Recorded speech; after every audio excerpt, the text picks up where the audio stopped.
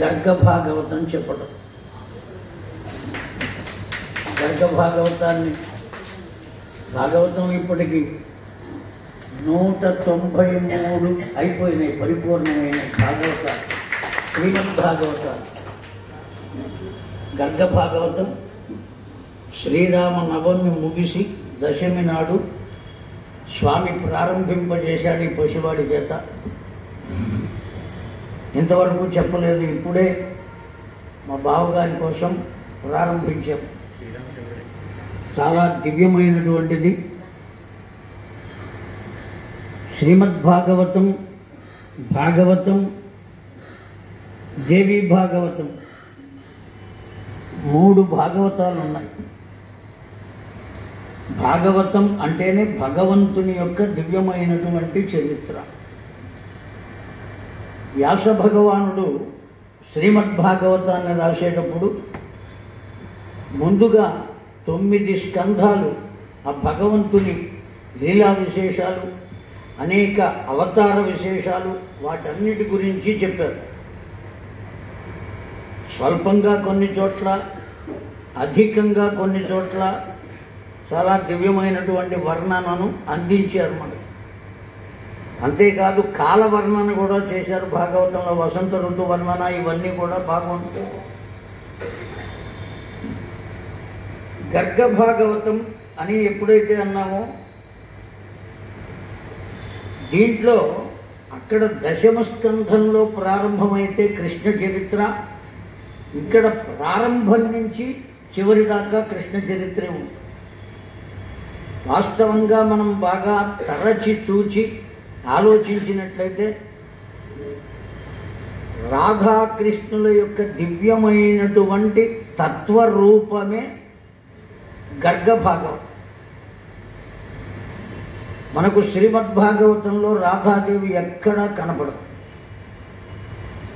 అయ్యా, రాధాదేవి లేకుండా కృష్ణ పరమాత్మ లేడు కదా, మరి ఎందుకు లేదు అంటే శ్రీధరుల వారు వ్యాఖ్యానం రాస్తూ ఓ చక్కని మాట రాశారు.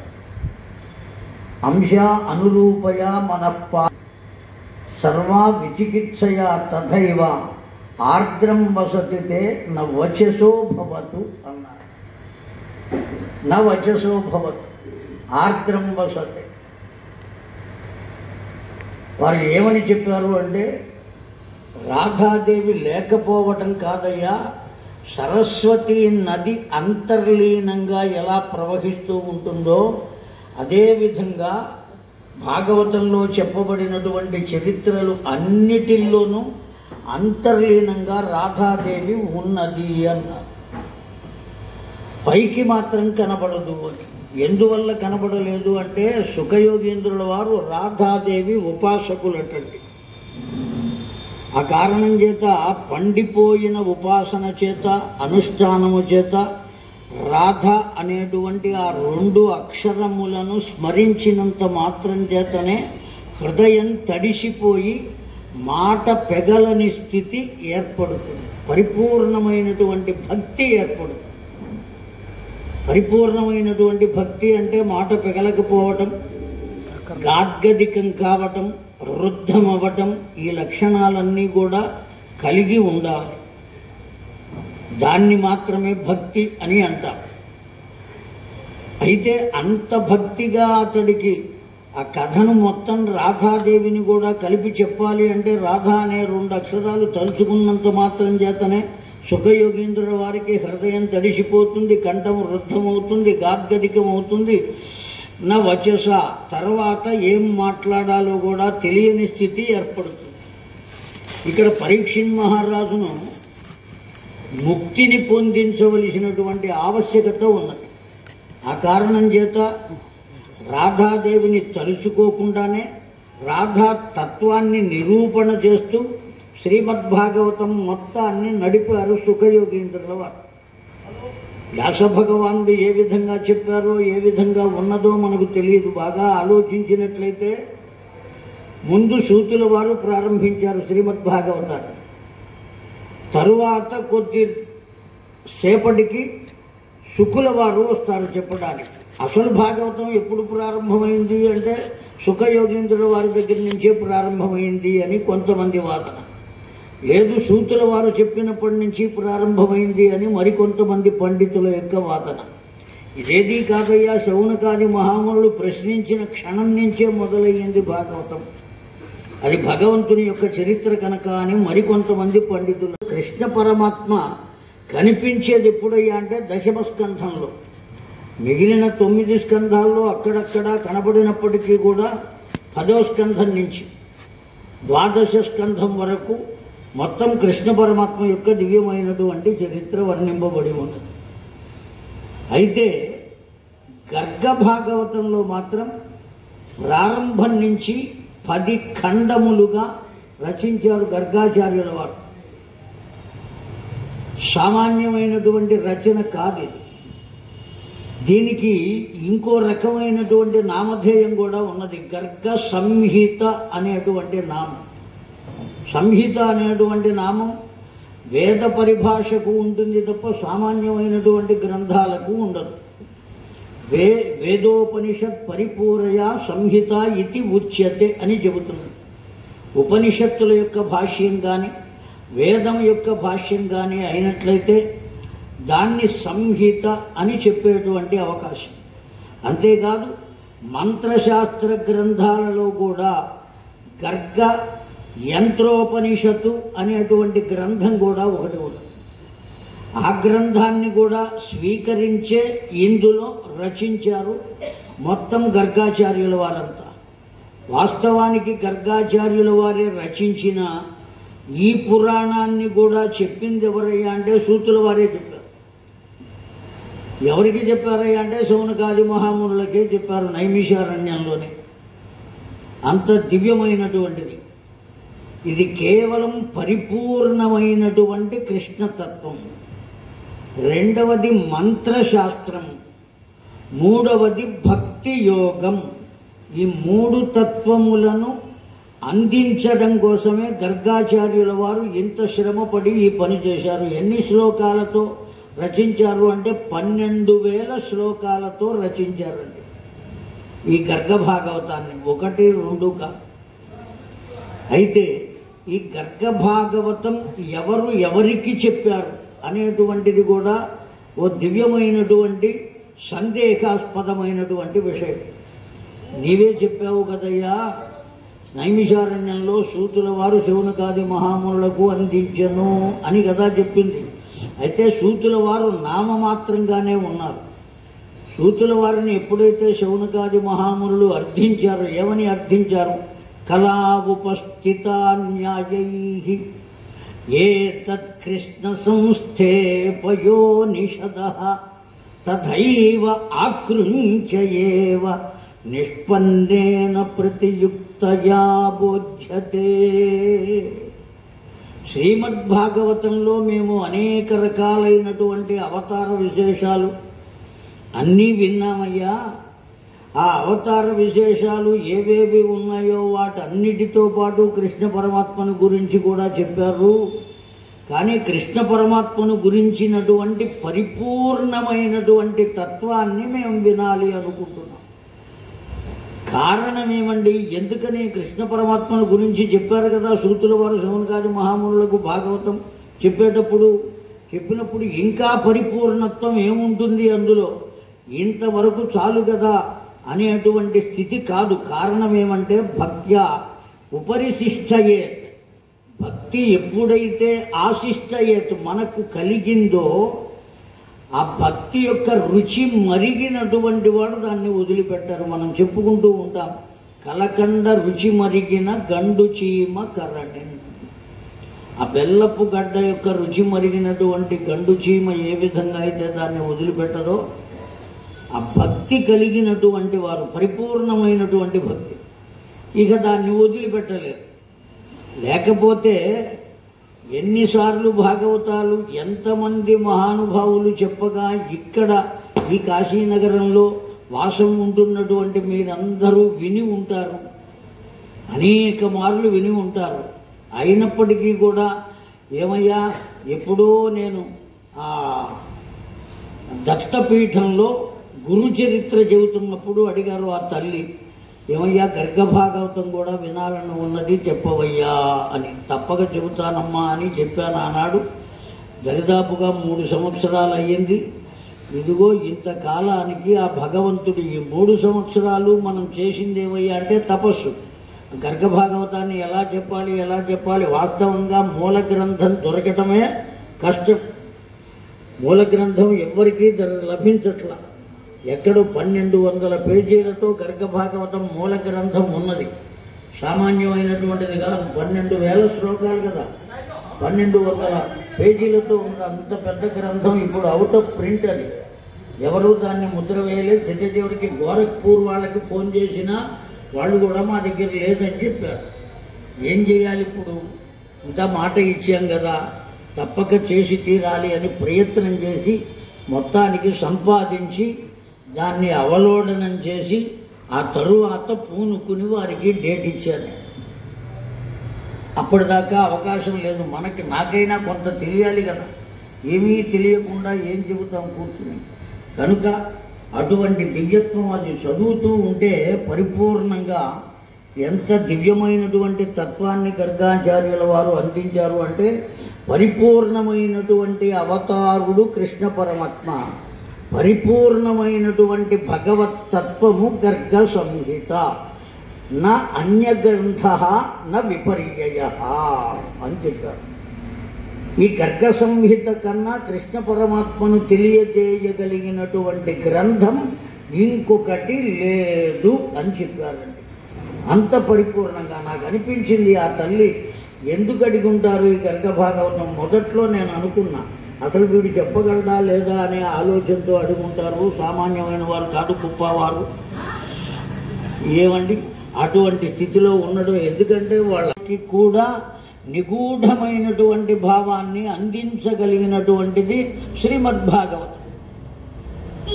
సామాన్యమైనటువంటి వారికి కూడా నిగూఢమైనటువంటి భగవత్ తత్వాన్ని అందించగలిగినటువంటిది గర్గ సంహిత.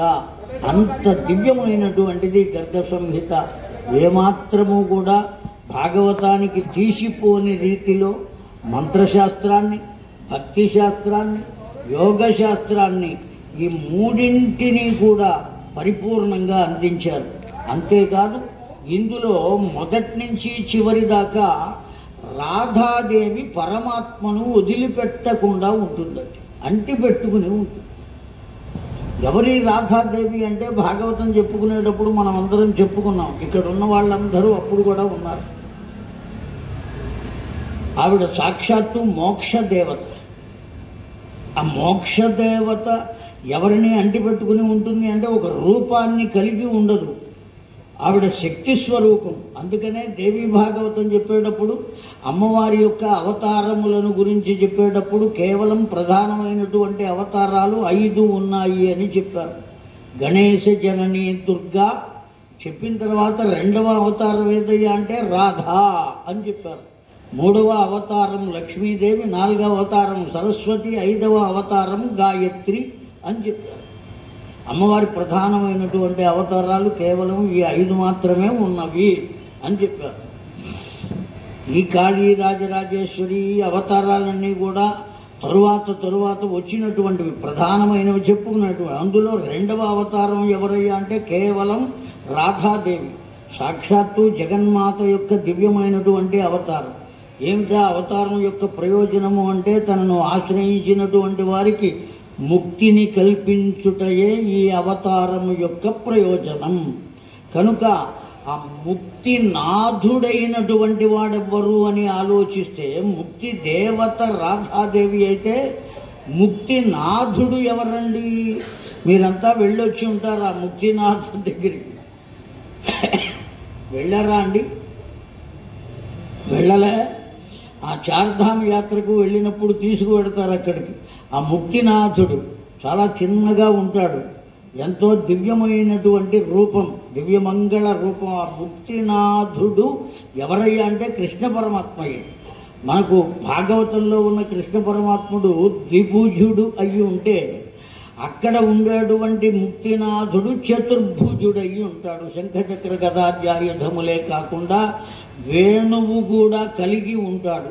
నెమలి పింఛాన్ని కలిగి ఉంటాడు. ఆ కృష్ణుడే ఈ కృష్ణుడు అని చెప్పుకోవడానికి గుర్తుగా ఆ భగవంతుడు మనకు అలా చూపిస్తాడు. అంత దివ్యమంగళ రూపం. ఆయన యొక్క శక్తి ఎవరు అంటే సాక్షాత్తు రాధాదేవి. ప్రతి ఒక్కరికి ఓ శక్తి ఉంటుంది కదా. విష్ణుమూర్తి యొక్క శక్తి ఎవరు అంటే లక్ష్మీదేవి.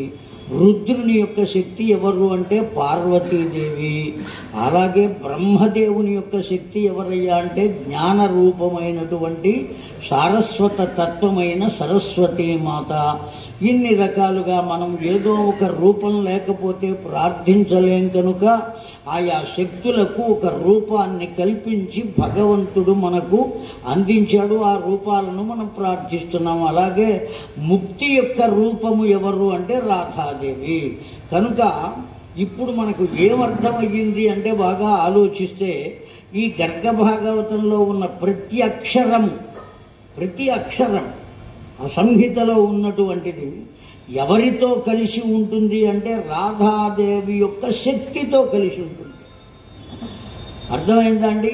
అజాధికృత హలంతో వ్యవస్థితం అని చెప్పింది సూత్రం, భాషాశాస్త్రం. అజాధికృత ఏ అక్షరమైనా దేంతో కలిసి ఉంటుంది అంటే ముందు హల్లు ఉంటుంది. అక్షరానికి ముందు హల్లు ఉంటుంది. పక్కన అచ్చు లేకపోతే ఆ అక్షరాన్ని మనం పలకలేము. క అని ఉన్నది. ఈ క అనే అక్షరాన్ని అతి తేలిగ్గా పలికాం మనం, అంతే కదండి. ఆ హల్లులు ఎక్కడి నుంచి మొదలైనవి మనకు? కాఖ గఘ ఇඤ అక్కడి నుంచే మొదలైనవి. మీకందరూ ఆ చిన్నప్పుడు అవే దిద్దుకుని ఉంటారు కనుక అంత ధైర్యంగా చెబుతున్నా. క అని పలికాం. ఎలా పలకగలిగాం? చాలా తేలిగ్గా పలికాం. ఎందువల్ల తేలికగా పలికాము అంటే అచ్చు అనబడేది దాంతో కలిసి ఉన్నది కనుక పలికాం. అచ్చు కలిసి ఉండకపోతే ఆ అక్షరాన్ని పలకటం కష్టం.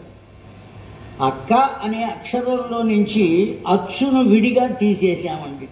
విడిగా తీసేస్తే ఏ అచ్చు ఉన్నది అందులో అంటే అ అనే అచ్చు ఉన్నది. ఆ అ అనే అక్షరాన్ని తీసేస్తే దాన్ని ఎట్లా పలకాలి? క్ అని పలకాలి.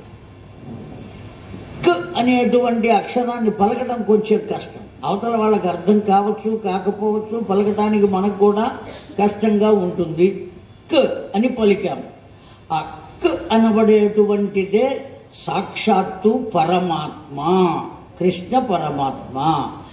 ఆ అనేటువంటి అచ్చు ఏదైతే ఉన్నదో అదే ఆ పరమాత్మ యొక్క శక్తి. ఆ హల్లు పరమాత్మ స్వరూపమైతే అచ్చు ఎవరి స్వరూపం అవుతుంది? అమ్మవారి స్వరూపం అవుతుంది. ఈ రెండిటిని కలిపినప్పుడు మాత్రమే దాన్ని మనం పలకగలుగుతున్నాం, కానీ కలపకుండా ఉన్నప్పుడు పలకలేము. ఒకవేళ పలకవలసి వస్తే అచ్చును తేలిగ్గా పలకగలం, కానీ హల్లును తేలిగ్గా పలకలేము. కనుక అమ్మను తొందరగా తెలుసుకోవచ్చు, కానీ అయ్యను అంత తొందరగా తెలుసుకోలేము. ఇది దాని భావం. అర్థమైందండి? వాడిని పట్టుకోవడం కష్టం. అందుకని ఎవరి ద్వారా వాడిని పట్టుకోవాలి అంటే అమ్మ ద్వారానే పట్టుకోవాలి. అందువల్ల ఇక్కడ ఈ గర్గ సంహిత ఏదైతే ఉన్నదో కేవలం అమ్మని వదిలిపెట్టి అయ్యను మాత్రమే చెప్పటం కాకుండా అమ్మను కూడా కలిపి చెప్పినటువంటి దివ్యమైనటువంటి భాగవత తత్వమే గర్గ సంహిత. అంత దివ్యమైనదండి గర్గ సంహిత. ఎవరు ఎవరికి చెప్పారు? ఎప్పుడు ప్రారంభమైనది? దీనికి కూడా ఆ భాగవతానికి ఉన్నట్లే పారాయణాది క్రమములు ఉన్నాయి, నియమములు ఉన్నాయి. ఏ విధంగా చెప్పమన్నారు అంటే ధైర్యంగా చెబుతున్నా, ఏమనుకోమాకండి. వాస్తవానికి గర్గ సంహిత చెప్పవలసింది నవాన్హిక దీక్షతో చెప్పవలే కానీ సప్తాహ దీక్ష కాదు.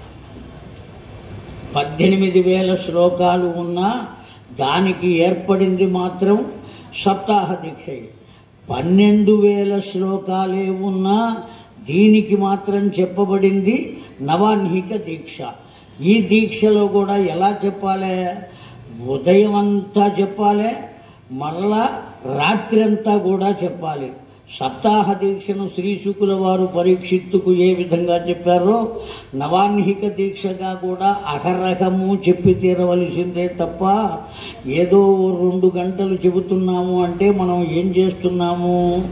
ఆ మజ్జిగ పోసుకుని తినేటప్పుడు ఏదో పచ్చడి నంచుకున్నట్టుగా నంచుకోవటమే తప్ప పరిపూర్ణంగా చెప్పుకునేటువంటి అవకాశం ఎందుకు లేదయ్యా? పరిపూర్ణంగా మనం కూడా చెప్పుకోవచ్చు కదా అంటే చెప్పడానికి నాకేం అభ్యంతరం లేదు. వినగలిగిన వారు ఎవరున్నారు? 24 గంటలు చెబుతామంటే ఎవరు వింటారండి? ఇవాటి రోజున మనకు ఉన్నటువంటి శారీరక పరిస్థితి వేరు. వింటామని ఏదో ఆవేశంతో చెబుతారు. మాటలు మాట్లాడటం ఏమైపోయేది ఆయన స్థితి? ముత్తుస్వామి దీక్షితుల వారికి ఆ స్థితి లేదు. మంత్రశాస్త్రంలోనే ప్రవేశం ఉన్నది. శ్యామశాస్త్రుల వారికి ఆ ప్రవేశం లేదు. కానీ ఒక్క త్యాగరాజస్వామి మాత్రం సంగీత త్రిమూర్తులలో రామ అని 2 అక్షరాలు తలుచుకునేటప్పటికే ఆయన తడిసిపోయేవాడు. ఎందుకు తడవాలయ్యా? బాగా గుర్తుపెట్టుకోండి. విత్తనం మొలకెత్తాలి అంటే తడిసిన నేలలోనే మొలకెత్తుతుంది. గరప నేలలో విత్తనాలు వేస్తే పేలాలు వస్తాయి తప్ప మొక్కలు రావు. భక్తి అనబడేటువంటి ముక్తి అనబడేటువంటి మొక్క రావాలి అంటే ఈ హృదయం అనేటువంటి మట్టి ఏమై ఉండాలి? తడిసి ఉండాలి. అందులో భగవన్నామము అనబడేటువంటి విత్తనం వేయాలి. ఎప్పుడైతే ఆ విత్తనం వేస్తామో ఆ మొక్క మొలుస్తుంది. ముక్తి అనబడే మొక్క మొలుస్తుంది.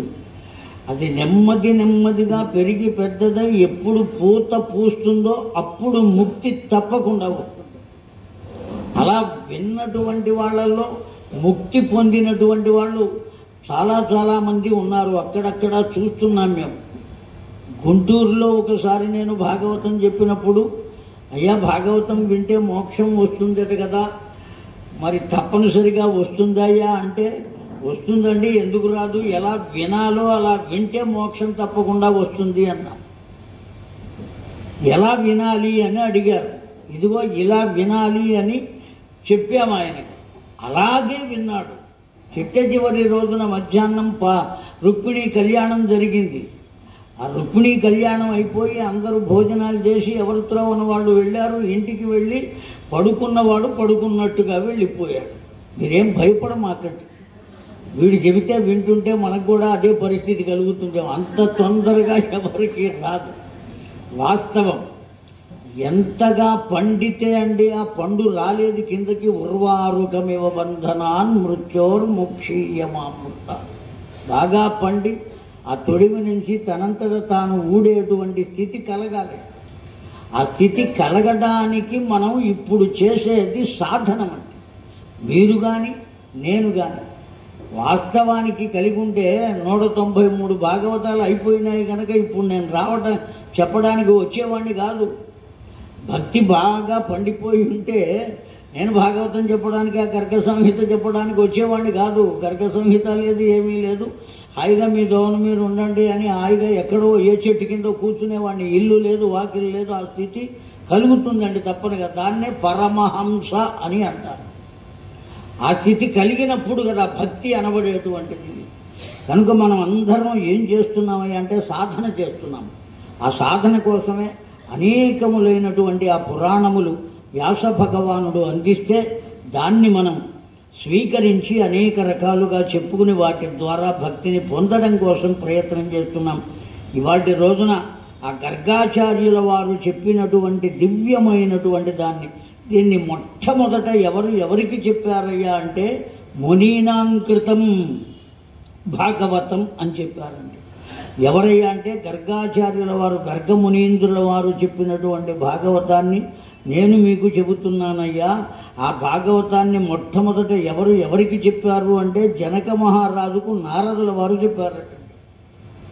జనక మహారాజు అంటే శేరధ్వజుడైనటువంటి జనకుడు కాదు, తరువాతి తరాల్లో వచ్చినటువంటి జనకుడు.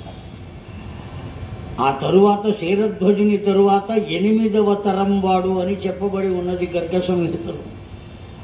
ఆయన దివ్యమైనటువంటి ఋషీశ్వరుల వారు వస్తే ఆ ఋషీశ్వరుల వారిని అడిగితే ఆ ఋషీశ్వరుడు సమాధానం చెప్పారట. నాయన ఏమడిగాడు ఆయన? ఆ 8వ తరం జనకుడు ఏమడిగాడు అంటే, అయ్యా నాకు సంతానం లేదు, సంతానం కలగడానికి ఏదైనా ఉపాయం చెప్పండి అన్నారు. సంతానం కలగడానికి ఉపాయం చెప్పండి అంటే ఆయన అప్పుడు చెప్పారట, నవాన్నిక దీక్షా పర్యంతం తథా వచసి శ్రుత్వా పౌరాణం యోధో విజతు తథా వైశ్రవణం గర్గ సంహితం. నాయన నవాన్నిక దీక్షతో ఉండి గర్గ సంహితను గనక నువ్వు శ్రవణం చేసినట్లయితే తప్పక నీ కోరిక తీరుతుందయ్యా అని చెప్పారు. కేవలం సంతానం కలగటం మాత్రమే కాదట, ఏ కోరిక ఉన్నా కోరిక గర్గ సంహిత శ్రవణం చేయటం వల్ల కలుగుతుంది అన్నారు. దీక్ష ఏమిటి దానికి? నవాన్నిక దీక్ష, 9 రోజులు దీక్ష. ఏ విధంగా ఉండాలి? ఏకభుక్తం. ఏకభుక్తం అంటే ఒక్క పూట మాత్రమే భుజించాలి.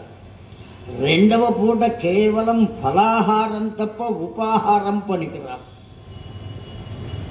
లేదా ఇంకేమైనా మధుయోగ ప్రవర్తయ అని చెప్పారండి. మధురమైనటువంటి పదార్థాలు, పాలు, వెన్న అటువంటివి స్వీకరించవచ్చు, తేనె అటువంటివి స్వీకరించవచ్చు. అంతే తప్ప ఈ వండబడినటువంటి పదార్థం ఏది 2వ పూట పనికి రాదు. ఏది? గర్గ సంహిత ఒక దీక్షగా శ్రవణం చేయాలి. భయపడమాకండి బావగారు.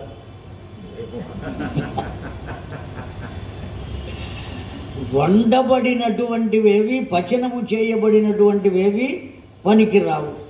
ఫలాహారం తీసుకోవచ్చు, దీక్షగా శ్రవణం చేయాలి అనుకున్నవాడు నవాన్నిక దీక్షగా. అధశయనం, క్రింద మాత్రమే పడుకుండవలే. బ్రహ్మచర్యం, నిరంతరము బ్రహ్మచర్యము అంటే కేవలం ఏదో ఏదో ఆలోచించవలసిన ఆవశ్యకత లేదండి. నిరంతరము బ్రహ్మయందు చరించుచు ఉండుటయే బ్రహ్మచర్యం. నిరంతరం ప్రతిక్షణం అనుక్షణం వాసుదేవ వాసుదేవ వాసుదేవ అని ఎప్పుడైతే అనుకుంటూ ఉండగలుగుతామో అప్పుడు మాత్రమే అది బ్రహ్మచర్యం అవుతుంది. కృష్ణ పరమాత్మ కన్నా బ్రహ్మచారులు ఎవరున్నారు? ఆంజనేయ స్వామి కన్నా బ్రహ్మచారులు ఎవరున్నారు? గణపతి కన్నా బ్రహ్మచారులు ఎవరున్నారు? వాళ్ళందరూ కూడా బ్రహ్మచారులే. గణపతికి అయితే 2 భార్యలు ఉన్నారు అని మనం చెప్పుకుంటున్నాం. మరి కృష్ణ పరమాత్మకు 16,000 మందిని ఖచ్చితంగా పీటల మీద కూర్చుండబెట్టి తాను 16,000 రూపములను పొంది వారికి అందరికీ తాళి కట్టాడు. గోపికలు మాత్రం భార్యలు కాదు.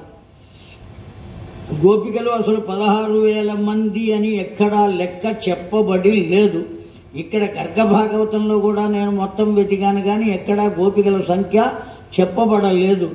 అయితే ఒకరిని, ఓ మహానుభావులను నేను ప్రశ్న వేశా, ఏమండి ఎందుకు చెప్పలేదు గోపికల సంఖ్య అనే విషయాన్ని అడిగా. వారి పేరు కూడా చెబుతాను నేను, నాకు తెలియకే అడిగా. నేను ఎవరయ్యా అని షణ్ముఖ శర్మ గారిని అడిగా. నేను ఎందుకు చెప్పలేదండి? వారు చాలా అందమైన సమాధానం చెప్పారు. అయ్యా శర్మ గారు, గోపికలు కాని వారెవ్వరూ లేరు లోకంలో. ఎంతమంది ఉన్నారో వారందరూ గోపికలే. వాళ్ళు పురుషులు కావచ్చు, మగవాళ్ళు కావచ్చు, ఆడవాళ్ళు కావచ్చు, వాళ్ళందరూ గోపికలే. ఎప్పుడు గోపికలు అవుతారు? ఆ సాధన పరిపూర్ణమై కృష్ణతత్వం పరిపూర్ణంగా వాళ్ళల్లో నివసించి అహం బ్రహ్మాస్మి అనేటువంటి స్థితిని వాళ్ళు పొందిన సమయంలో వాళ్ళు గోపికలు అవుతారు. అలా ఎవరెవరు పొంది ఉన్నారో అహం బ్రహ్మాస్మి అనేటువంటి తత్వాన్ని వాళ్ళందరూ కూడా గోపికలే. గోపికలు కాని వాళ్ళు ఎవరు లేరు లోకంలో. కనుక ఇంతమంది గోపికలు అని సంఖ్య చెప్పేటువంటి అవకాశం ఏమైనా ఉందా? ఎవరిని లెక్క పెడతాం? ఎంతమందిని లెక్క పెడతాం? కేవలం మనుష్య జాతిలో మాత్రమే కాదుట, జంతు జాతి, పక్షి జాతి, క్రిమి జాతి, కీటక జాతి, వాటిల్లో కూడా భగవద్భక్తులు ఉన్నారటండి. వాళ్ళు కూడా సేవించి వచ్చినటువంటి వాళ్ళు ఉన్నారు. కనుక దివ్యమైన లోకాలను పొందినటువంటి వాళ్ళు ఉన్నారు. ఒక గొంగళి పురుగు పొందిందట దివ్య లోకాలను. బ్రహ్మదేవుడు చూసి నువ్వు ఈ లోకానికి ఎలా వచ్చావని అడిగాడు. ఎలా వచ్చానే ఉందయ్యా, ఓ పువ్వు మీద ఉన్నాను నేను. ఓ బ్రాహ్మణుడు ఆ పువ్వుని భగవంతుని పాదాల మీద పెట్టాడు. ఆ పువ్వుతో పాటు భగవంతుని పాదములను నేను ఆశ్రయించాను గనుక ఈ ప్రాణికి ఈ పుణ్యం చాలు అనుకుని భగవంతుడు నాకు ఈ లోకాన్ని ఇచ్చాడు అని చెప్పింది. కనుక ఏ విధమైన ఆలోచన ఉంటే ఆ పురుగు కూడా నేను భగవంతుని పాదాల దగ్గరికి చేరాను అని అనుకున్నదే కానీ ఇంకో పువ్వు ఏదైనా ఇక్కడ దొరికితే ఆ పువ్వులో ఉండే తేనెను తినవచ్చు కదా అని ఆలోచించాల. కనుక అటువంటి ఆలోచన పరమైన మానసిక స్థితి ఏ మానవుడికి ఉంటుందో ఆ మానవుడు అటువంటి దివ్యత్వాన్ని పొందుతాడు. అతడే గోపికతో సమానం అవుతాడు. కనుక గోపికలు ఇంతమంది అని లెక్క చెప్పేటువంటి అవకాశం లేదు. వారందరూ బ్రహ్మచారులే, బ్రహ్మయందు నిరంతరము చిరించేటువంటి వారు. శాస్త్ర పరిశీలన చేస్తే ఏకభుక్తం అంటే కేవలం ఒక్క పూట తిని ఊరుకోవటమేనా? ఆ ఒక్క పూట కూడా 3 పూట్లకు సంబంధించిందంతా మొత్తం తినేసేస్తే అది సరిపోతుందా అంటే అట్లా ఉండకూడదు అని చెప్పబడి ఉన్నది శాస్త్రం. అలా తినేటువంటి వాళ్ళు ఉన్నారు. ఎటు రాత్రి తినం కదా, ఈ పూటే కాస్త ఇంకొంచెం ఎక్కువ ముద్ద తినవయ్యా అని వడ్డించే వాళ్ళు కూడా చెప్పేటువంటి వాళ్ళు ఉన్నారు. రేపెటు ఉండదు ఏకాదశి, వాస్తవానికి రేపు కూడా ఏకాదశి. కనుక ఇవాళ్లే దశమి నాడే పరిపూర్ణంగా తిందాం, మళ్ళీ ద్వాదశి నాడు అంతకన్నా ఎక్కువ తిందాం అని అనుకుంటే అది ఉపవాసం అయ్యేటువంటి అవకాశం లేదు. ఏకభుక్తం ఒకే రకమైనటువంటి ఆకారాన్ని ఎందువల్ల, అలా ఒకే రకమైన ఆకారాన్ని ఎందువల్ల తీసుకోవాలి అంటే దానివల్ల ఆధారము పట్ల శ్రద్ధ లేని స్థితి ఏర్పడుతుంది. అప్పుడు ఆ శ్రద్ధ అనబడేటువంటిది ఎటువైపుకు మరలుతుంది? భగవంతుని వైపుకు మరలుతుంది. ఎందుకంటే నిన్న తిన్నదే కదా ఇవాళ తింటున్నాం, ఇవాళ తిన్నదే మళ్ళీ రేపు తింటున్నాం, రేపు తిన్నదే ఎల్లుండి. ఇన్ని రోజులు ఒకే పదార్థాన్ని తింటున్నాం కనుక, ఒకే రకమైన ఆహారాన్ని తింటున్నాం కనుక దాని మీద శ్రద్ధ ఉండదు. ఈ శ్రద్ధ ఉండవలసిన శ్రద్ధ దేని మీదకు వెళుతుంది? కేవలం భగవంతుని మీదకు వెళుతుంది. ఆ దీక్షలో ఎవరి యందు మనం దృష్టిని ఉంచి మనం శ్రవణం చేస్తున్నామో ఆ శ్రవణాన్ని చెప్పేవాడి యందు దృష్టి ఉంచరాదు. కేవలం చెప్పబడేటువంటి విషయ నాయకుడు ఎవరో వాడి యందు మన దృష్టి ఉండాలి. ఎన్ని రకాలుగా చెబుతున్నాడు, ఎన్ని శ్లోకాలు, ఇవన్నీ కాదు మనకు కావలసింది. మన మనస్సు వెళ్ళి ఎక్కడ విప్పిన చొక్కా ఎక్కడ తగిలిస్తాం, మనం ఆ కుంకికు తగిలిస్తాం. ఆరవేయడానికి ఆ వస్త్రాన్ని ఎక్కడ ఆరవేస్తాం? ఆ తాడు మీద ఆరవేస్తాం. దాన్ని ఆధారంగా చేసుకుని అక్కడ ఉంటుంది, అది ఎండుతుంది. అదేవిధంగా మనం కూడా భగవంతుడు అనబడేటువంటి రజ్జువు మీద ఈ మనస్సును ఆరవేయాలి. ఎప్పుడైతే ఆరవేస్తామో దానికి అంటి పెట్టుకుని ఉన్న తడి ఉంటుందే, ఆ తడి ఏది అంటే విషయవాసన. ఆ భగవంతుడు అనే ఆ తాడును ఆశ్రయించి కదా మనం ఉన్నది. ఆ కారణం చేత వాడు ఏం చేస్తాడు? ఆ భగవంతుడు ఆ తడి మొత్తం విషయవాసనలు మొత్తాన్ని ఎండబెడతాడండి. ఆ ఎండబెట్టేస్తే ఆ తర్వాత అది మనం ధరించడానికి వీలుగా తయారవుతుంది. తడిదైతే వేసుకోం కదా మనం, అవునా కాదా అండి? మనం ధరించడానికి వీలుగా ఎప్పుడు తయారవుతుంది అంటే అది ఎండిన తర్వాత. కనుక మన జీవితం కూడా విషయవాసనల నుండి ఎండిపోయిన తరువాతనే భగవంతుడు దీన్ని ధరిస్తాడు. ఎప్పుడైతే ధరించాడో మనం ముక్తిని పొందుతాం. ఇంకా మరల జన్మ ఉండేటువంటి అవకాశమే ఉండదు, జన్మ రాహిత్యం. కనుక అటువంటి దివ్యమైనటువంటి స్థితిని పొందడానికి ఈ గర్గ సంహిత అనబడేటువంటి దివ్య గ్రంథం ఓ చక్కని పట్టు కొమ్మ, అందినటువంటి కొమ్మ అని చెప్తారు. ఆ అందినటువంటి కొమ్మ, ఆ కొమ్మను పట్టుకుని మనం పైకి పైకి ఎగబాకటానికి నియమం ఏమిటయ్యా అంటే ఇది. ఈ నియమాన్ని అనుసరించి 9 రోజులు ఉండాలి. ఈ 9 రోజులు తదేక దీక్ష అన్నారు. తత్ ఏక దీక్ష అంటే అర్థం ఏమిటంటే ఇది తప్ప ఇంకొకటి లేదు.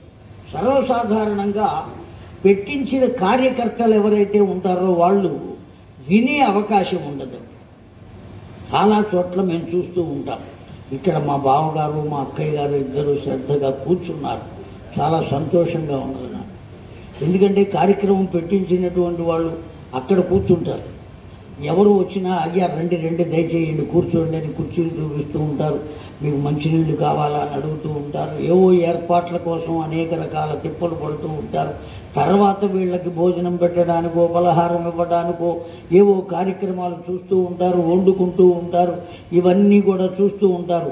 వారు అడిగారు, రోజు నీకు ఇక్కడే భోజనం నేనే వండి పెడతాను, మీరు వండద్దు నాకు పెట్టద్దు, మీరు కూర్చుని వినండి. మళ్ళీ వండి పెట్టాలి అంటే ఇది అయిపోయే లోపల వంట పూర్తి కావాలి కదా. పూర్తి కావాలంటే ఆవిడ ఏం చేయాలి? లేచి వెళ్ళాలి. రోజు తినేదే కదా మనం, అక్కర్లా, హాయిగా కూర్చుని వింటాం. కనుక ఇటువంటివేవి మనం పెట్టుకోకుండా ఉండాలి. అంత శ్రద్ధగా తత్ ఏక దీక్ష, ఇది తప్ప ఇంకొకటి ఏది నాకు లేదు అనేటువంటి స్థితి ఉంటుంది. ఆ స్థితిలో మనం శ్రవణం చేయాలి. ఇంకా ఏది చెప్పినా వినపడని స్థితి ఉండాలండి.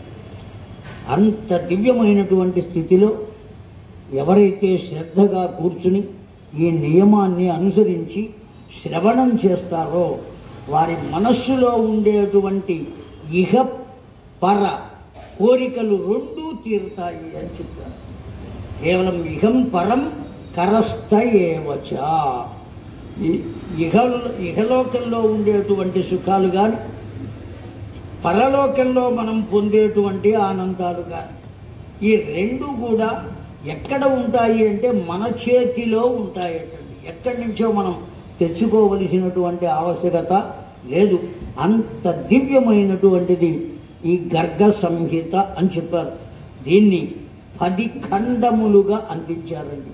అయితే వినేటువంటి వాళ్లకు నియమాలు చెప్పారు కదా, మరి చెప్పేటువంటి వారు ఎలా ఉండాలో కూడా చెప్పబడి ఉన్నదండి.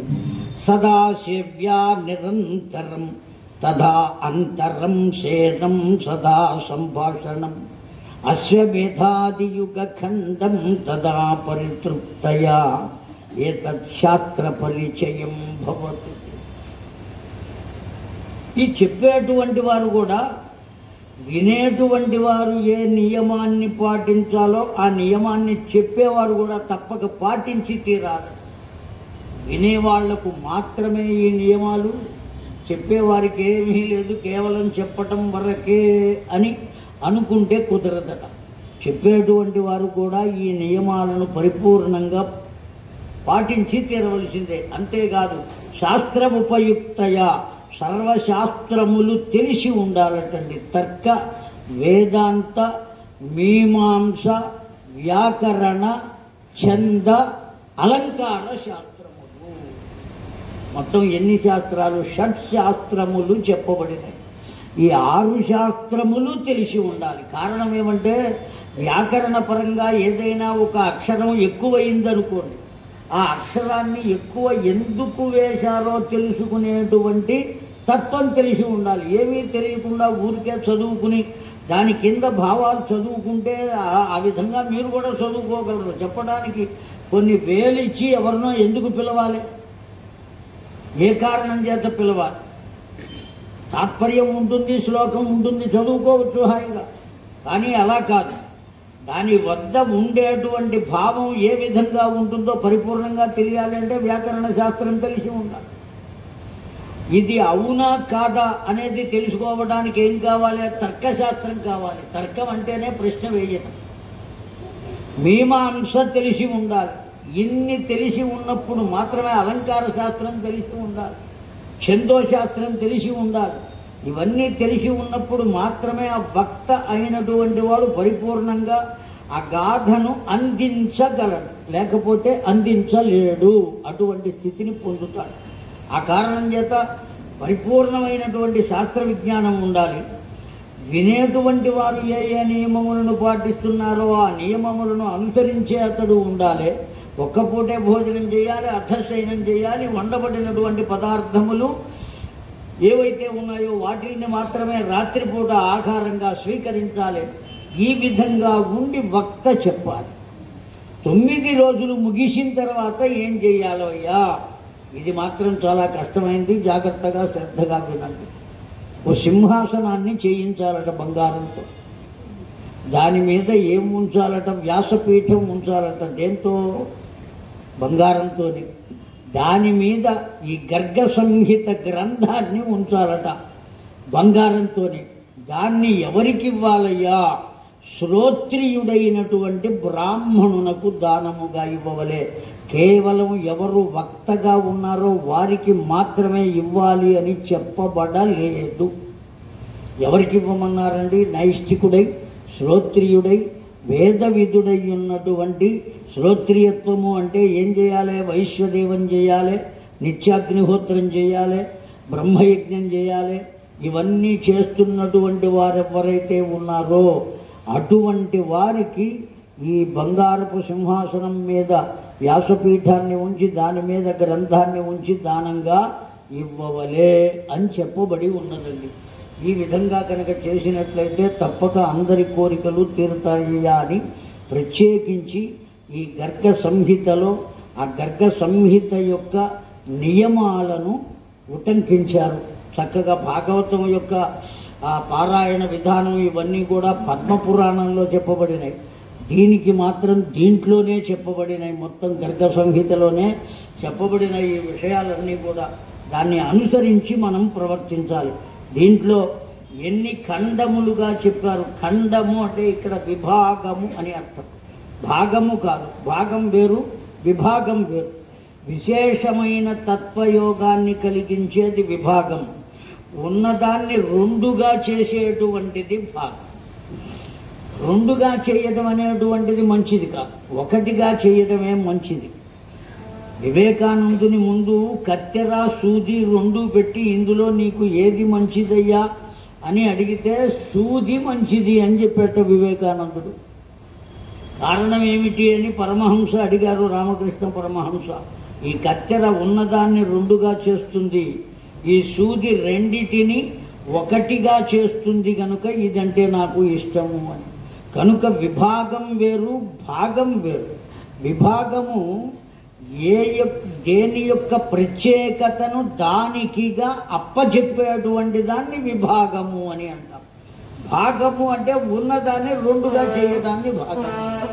కనుక ఇక్కడ ఎన్ని భాగములు? ఖండము అంటే విభాగము అని అర్థం. మొట్టమొదటి ఖండం ఏదయ్యా అంటే గోలోక ఖండము. ఈ గోలోక ఖండంలో ఈ పూతన శకటాసుర